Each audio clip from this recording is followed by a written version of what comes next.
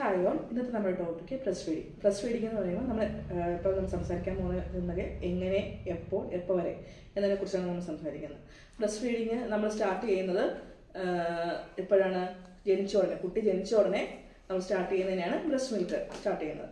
അത് നമ്മൾ എത്ര നാൾ വരെ സ്റ്റാർട്ട് ചെയ്യണം? കുട്ടിക്ക് 2 വയസ്സ് വരെ നമ്മൾ ബ്രസ്റ്റ് മിൽക്ക് കൊടുത്തിരിക്കണം.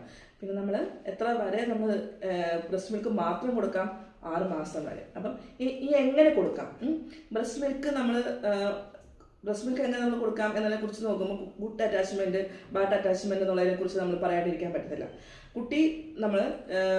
കുട്ടി ബ്രസ്റ്റ് മിൽക്ക് കുടിക്കുമ്പോൾ കുട്ടിയുടെ ഈ നിപ്പിളാണ് വായിലേക്ക് വരുന്നത്. ഈ നിപ്പിൾ മാത്രം വായി വന്നു കഴിഞ്ഞാൽ കുട്ടിയുടെ വായുടെ ഷേപ്പ് നമുക്ക് തന്നെ അസസ് ചെയ്യാൻ വേണ്ടി പറ്റും. കുട്ടി നന്നായിട്ടാണോ ബ്രസ്റ്റ് മിൽക്ക് വരുന്നത്, കുട്ടി നന്നായിട്ട് കുടിക്കുന്നുണ്ടോ എന്നുള്ളത് നമുക്ക് തന്നെ അസസ് ചെയ്യാം. ഗുഡ് അറ്റാച്ച്മെന്റ് എന്ന് പറയാം, കുട്ടിയെ നമ്മൾ ഹാൻഡിൽ ചെയ്ത് കുട്ടിയുടെ മുഖം നമ്മുടെ ബ്രസ്റ്റിലേക്ക് ചെയ്യുമ്പോൾ കുട്ടിയുടെ ഷേപ്പിലാണ് ഇരിക്കുന്നത്. കുട്ടി ബ്രസ്റ്റ് മിൽക്ക് ശരിക്കുള്ള അറ്റാച്ച്മെന്റ് അല്ല വരുന്നത്. കാരണം അത് നിപ്പിൾ മാത്രമാണ് സക്ക് ചെയ്യുന്നത്. നിപ്പിൾ മാത്രം സക്ക് ചെയ്യുമ്പോഴേക്കും കുട്ടിക്ക് കിട്ടുന്നത് നിപ്പിൾ എന്ന് പറയുന്നത് ഒരു റൂട്ട് മാത്രമാണ്.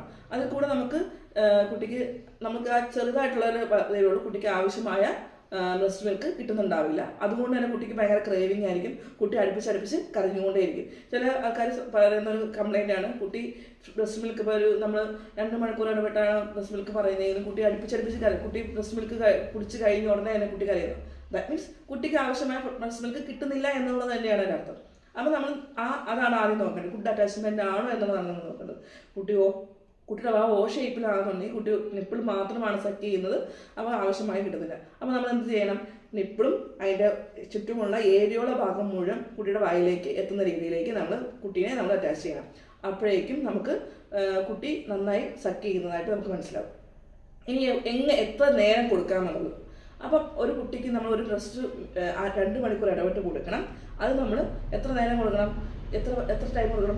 30 മിനിറ്റ് വരെ കൊടുക്കണം. 30 മിനിറ്റ് കൊടുക്കുമ്പോഴാണ് കുട്ടിക്ക് ഒരു 20 മിനിറ്റത്തെ ഫീഡ് കിട്ടുന്നത്. അപ്പോൾ നമ്മൾ കുട്ടിക്ക് ഒരു ബ്രസ്റ്റ് മിൽക്കിൽ നമ്മൾ തുടങ്ങുന്നത് 4 മിൽക്ക് ആൻഡ് ഹൈൻഡ് മിൽക്ക് എന്നാണ്. 4 മിൽക്ക് എന്ന് പറഞ്ഞാൽ കുട്ടിക്ക് ആവശ്യമായ ആദ്യം വരുന്ന വെള്ളത്തിൻ്റെ അംശമായിരിക്കും വരുന്നത്. പിന്നീട് ഹൈൻഡ് മിൽക്കിലാണ് കുട്ടിക്ക് വേണ്ട മിനറൽസും നമുക്ക് ആവശ്യമായ കാര്യങ്ങൾ വരുന്നത്. അപ്പോൾ ആദ്യം എന്ത് ചെയ്യും? ഒരു സൈഡിൽ കൊടുത്ത് പിന്നെ അപ്പുറത്തെ സൈഡിൽ കൊടുത്തു കഴിഞ്ഞാൽ എന്തൊട്ടും കുട്ടി ആവശ്യമായ കുട്ടിക്ക് വിശപ്പ് മാറുന്നുണ്ടാവും, കുട്ടിക്ക് വെയിറ്റ് വെക്കുന്നുണ്ടാവും. ഇപ്പോൾ ഒരു 45 ഡേയ്സിൽ നമ്മൾ കുട്ടിക്ക് വെയിറ്റ് നോക്കുമ്പം ആവശ്യമായ വെയിറ്റ് ഗെയിൻ ചെയ്യുന്നില്ല എന്ന് കാണാൻ പറ്റും. അപ്പോൾ അതുകൊണ്ട് നമ്മൾ ഗുഡ് അറ്റാച്ച്മെന്റ് ആവശ്യമാണ്.